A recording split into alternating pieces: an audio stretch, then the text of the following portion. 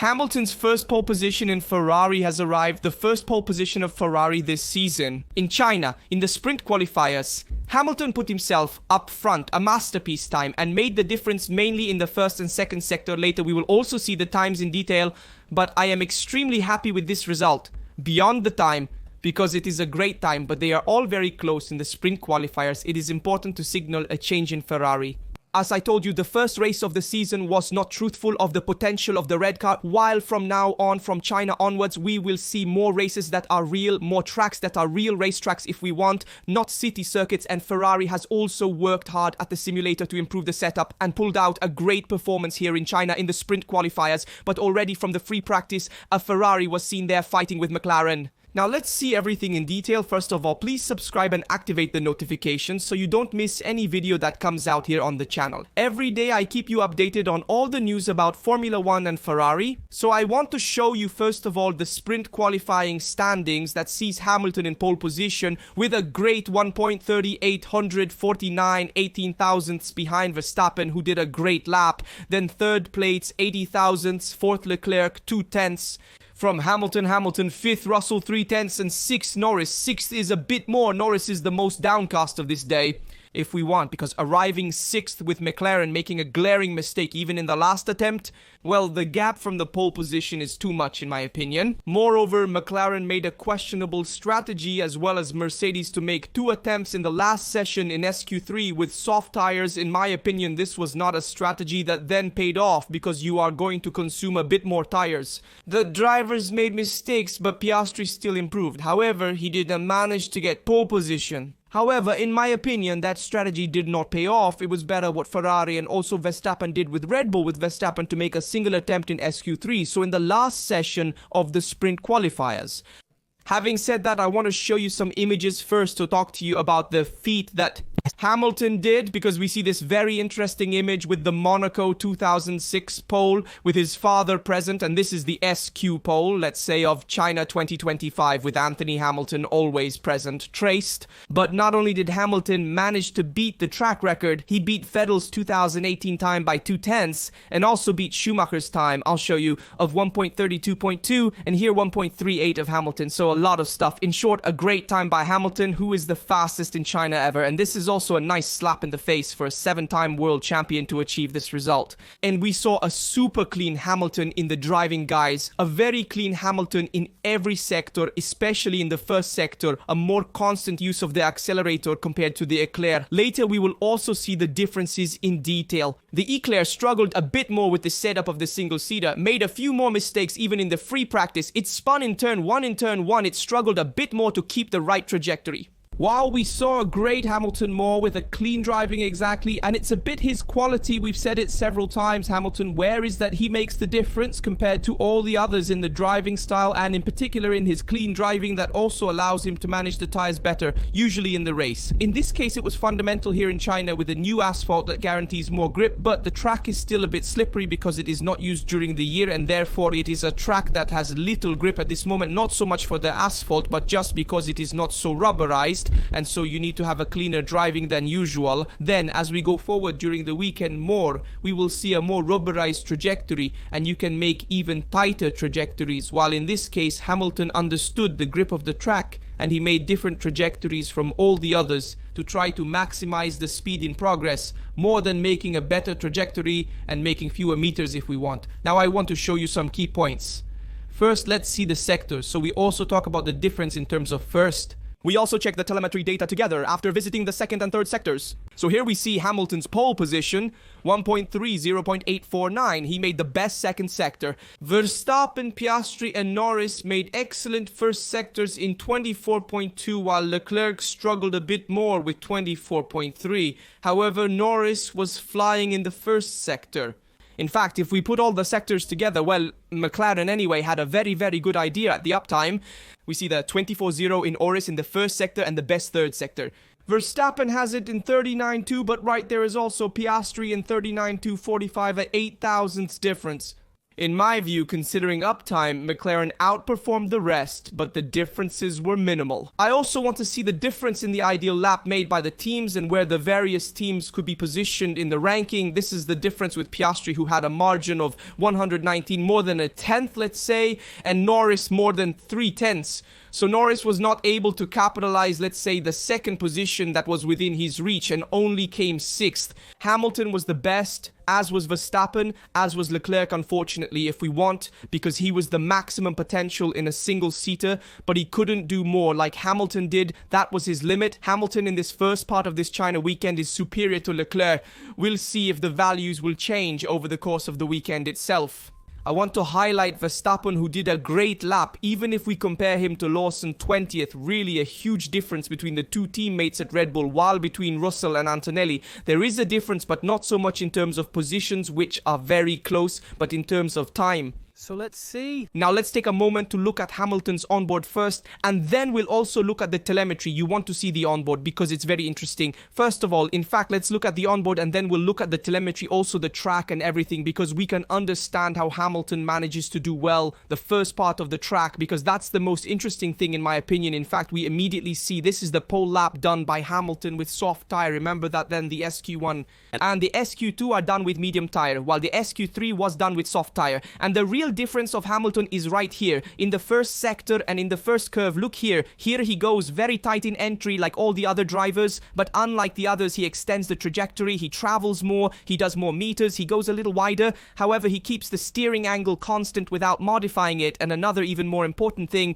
he keeps the throttle constant. We will also see it later with the telemetry, but that is a very important aspect. Let's move on. That he is going to close in this case the trajectory then and does not make corrections. He manages to be very clean. I also show you a small excerpt of the onboard lap. You see how clean he is in the trajectory. He does not even get very close to the road point, but he does not care. The important thing in this case is not to make corrections, and Hamilton does not do them, and this is a lot for him because it allows him to be very clean and bring more speed on exit. Moving on to another important point. He experiences some traffic and starts braking. I'll mute the audio briefly. Despite a slight oversteer, he maintains a clean line and carries more speed on entry into this section of the track compared to the Leclerc, which will be evident in the telemetry. He manages to be very clean throughout in driving, and it is a characteristic of Hamilton, intrinsic to the driver, and he also showed it to us in this part of the circuit. He really likes the circuit. Shanghai is a demanding circuit with high-speed curves where aerodynamic load is crucial. Ferrari's telemetry shows they have greater aerodynamic efficiency on the straights compared to their opponents, which makes a significant difference. So it manages to go faster as top speed. And another difference we see in braking here at the hairpin. In fact, you see here, Hamilton manages to brake later and slightly locks the front. I don't know if you saw that very important frame. You see here, you can see that it slightly locks the front just enough to reach the limit of braking, but it does not lock going long. You can clearly see here the right front. Look here, I'll let you see it one last time. You see how it goes slightly to a micro lock, which is typical of Hamilton, who often does it in going to the limit of braking. To braking, this is a matter of preparation, of study, careful of how much you can go to the limit, and we will also see it later in the telemetry analysis. He brakes further ahead of the opponents and still manages to reach the apex, and this is fundamental because he manages to make the most of the braking moment and therefore carry more speed into the entrance. This is very important, and then he manages to finish the lap. And also here, he keeps very clean trajectories, so great. Even here, he still manages to arrive well on the court and therefore brings home this pole position lap. Let's now also look at the telemetry to see the difference between the various drivers. First, I will show you the difference between Hamilton, Verstappen and Piastri,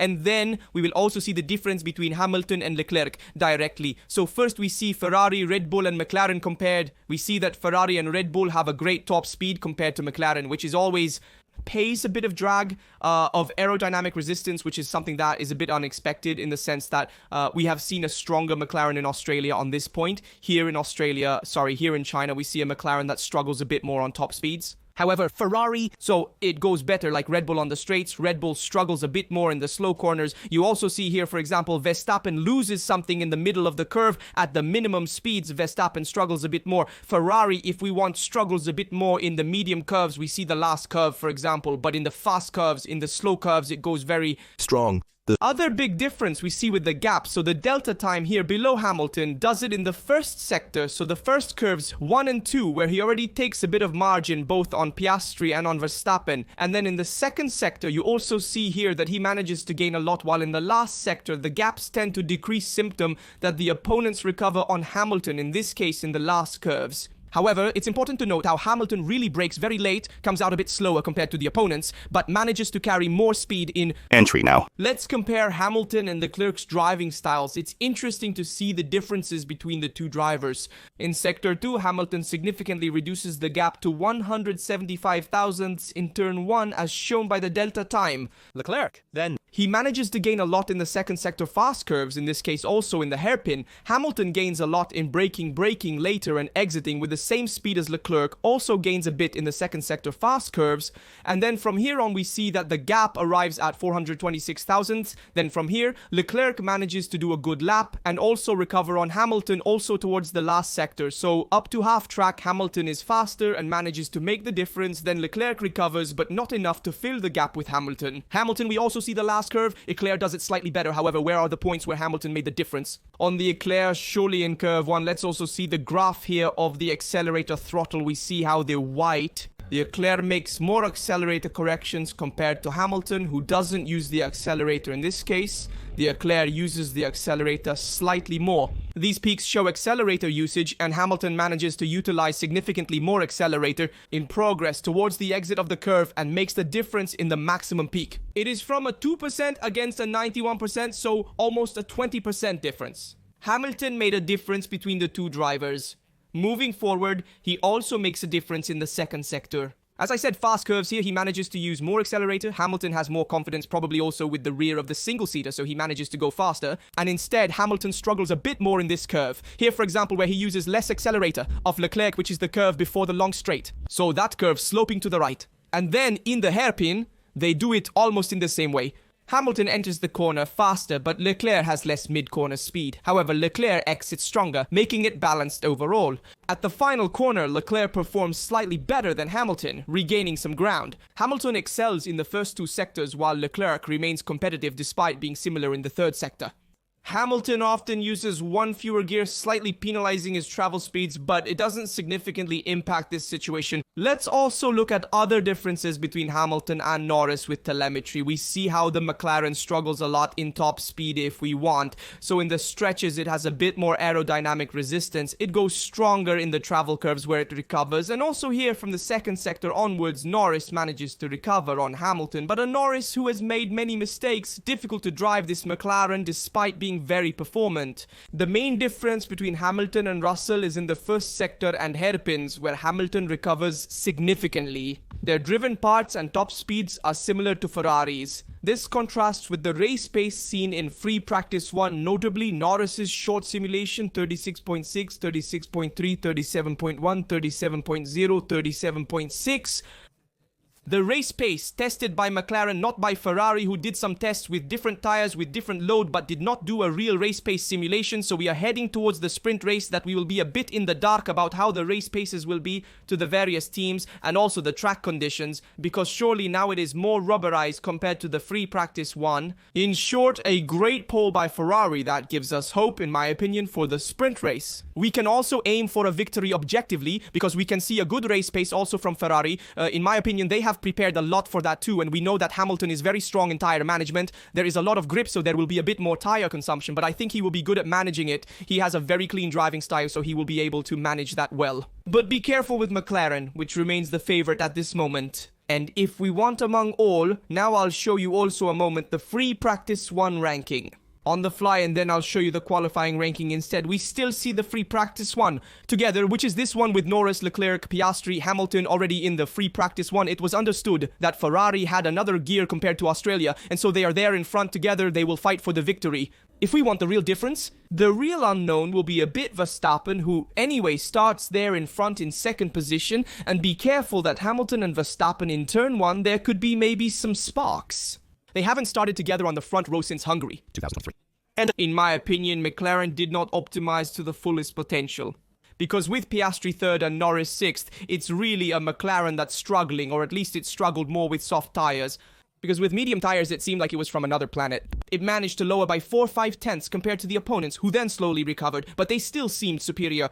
With soft rubber, he made that strategy of 2 attempts in SQ3, which in my opinion did not pay off, and we also saw it then with the final times, but the gaps you see are all very narrow from the first, that Hamilton, to the 5th, that Russell are in 3 tenths, and even the first 3 are in less than a tenth, so we will definitely see a very heated sprint race, and then we will also see the qualifications of the Sunday race. We will comment all together also tomorrow. Tell me your prediction in the comments and tell me what you think of this pole position of Ferrari. In your opinion, it can do well also in the sprint race. It can do well also in the Sunday race. Tell me a bit your opinion. I am curious to read and answer everyone. Remember to like, subscribe and turn on notifications so you don't miss any new videos on the channel. I always keep you updated on all the Formula 1 and Ferrari news. Lastly, I'm really happy to see a Ferrari so in struggle and recovery from Australia, because there was a lot of defeatism after Australia. Many said, damn, they were wrong to bet on a completely new car like the SF25. Instead, I think no. It did well to change the suspension also at the front. It will take a period of adaptation and understanding of the single-seater, but the margin of potential development is wider than the SF24, and this is evident. That's all from Rastro. I'll leave you with some related videos and see you in the next video.